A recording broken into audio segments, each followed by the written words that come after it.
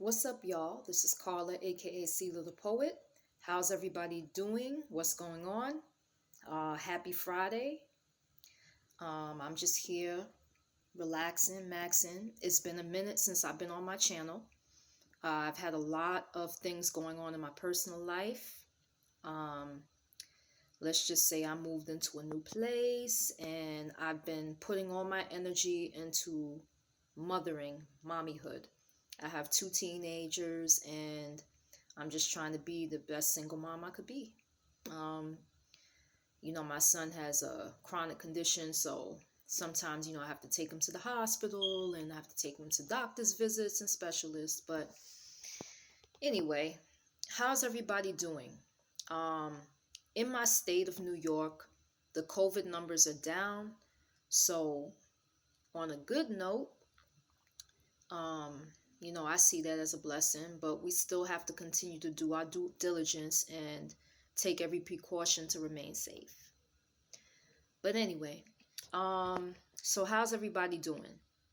I've been sitting down thinking about survivors. In our society, there's so much that people have to contend with. We have racism, we have sexism, we have xenophobia, we have, you know, prejudice, we have discrimination.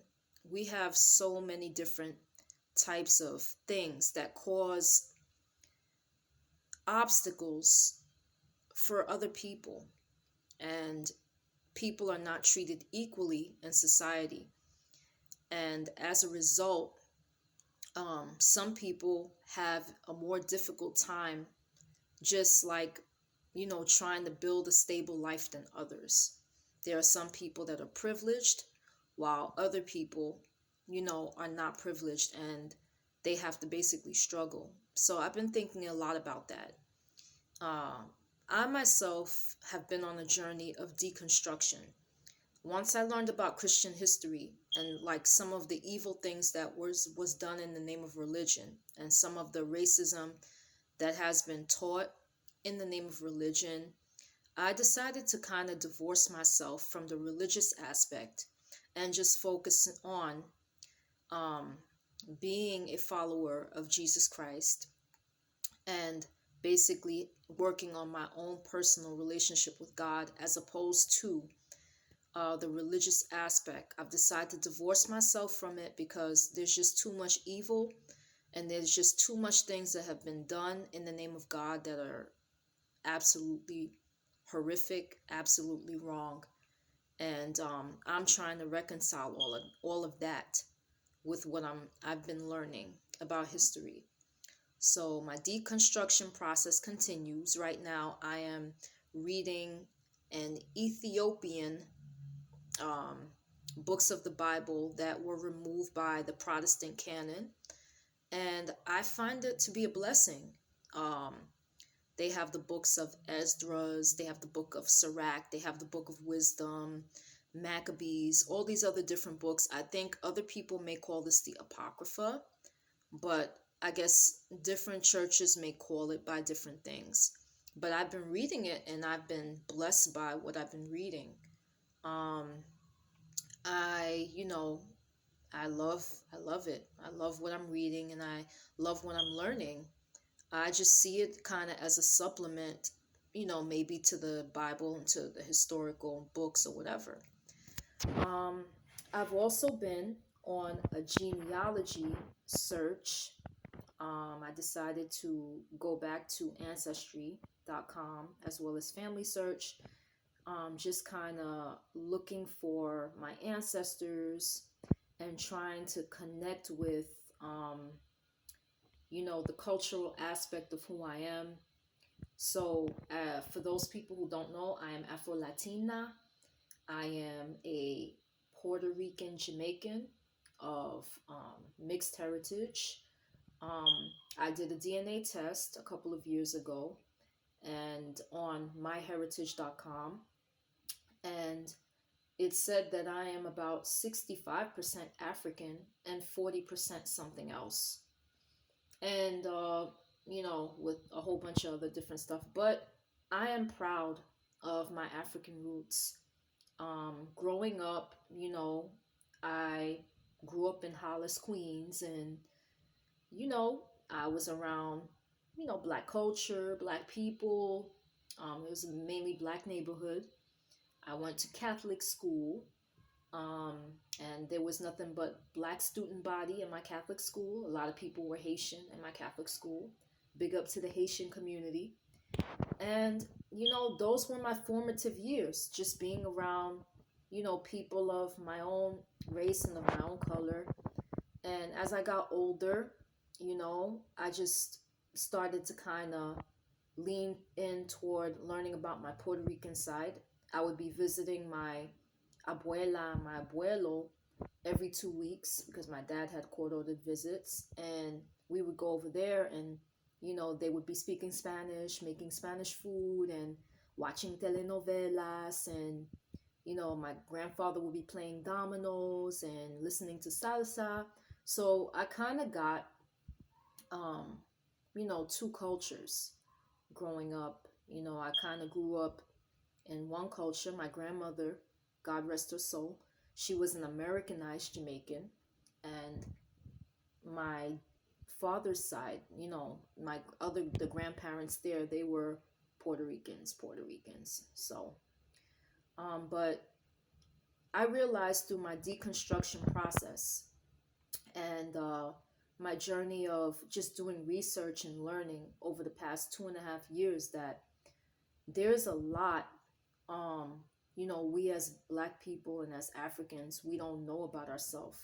We were brought to the United States, to the West Indies, to different parts of Latin America. People from the African diaspora were brought there as slaves, and you know, they ended up having their culture stripped from them, their names being changed to the European colonizers' um, names. They were forbidden to speak their own African languages.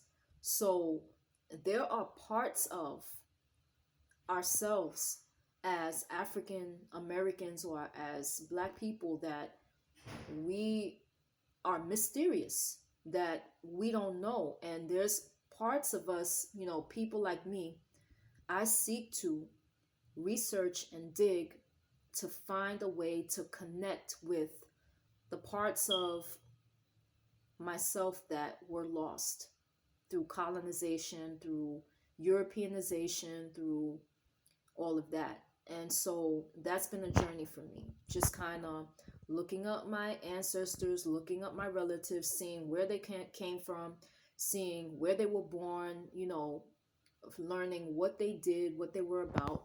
And I found out some interesting news. So I was tracing my grandmother's family line. My grandmother, Carmina Johnston, at that time she was Carmina Johnston, she had five brothers, um, and they lived in the West Indies.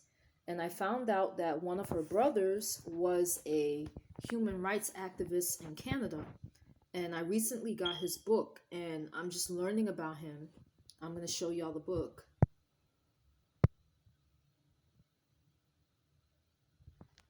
Right there is my grand uncle, Tony Johnston. And I'm just amazed at this find because the way I found out about him was through Ancestry.com. I went on there, I looked up my grandmother's family line, and there were so many documents on there. I ended up finding out, her parents, their names, and the names of her brothers, and it gives the information and it gives certain documentation. And I found out that this was my granduncle, and he was, a figure. He was a human rights activist in Canada, and he was a teacher. And I also found out that another one of my grandmother's brothers, Roy Johnston, was also a teacher. So by me finding out this information, I feel like, wow, I understand a little bit more about myself because now I understand why I like to read. I understand why I like to learn. I understand why, maybe this importance that I find on educating ourselves and, making sure that knowledge equals power. maybe it comes from some of my ancestors and some of my family line.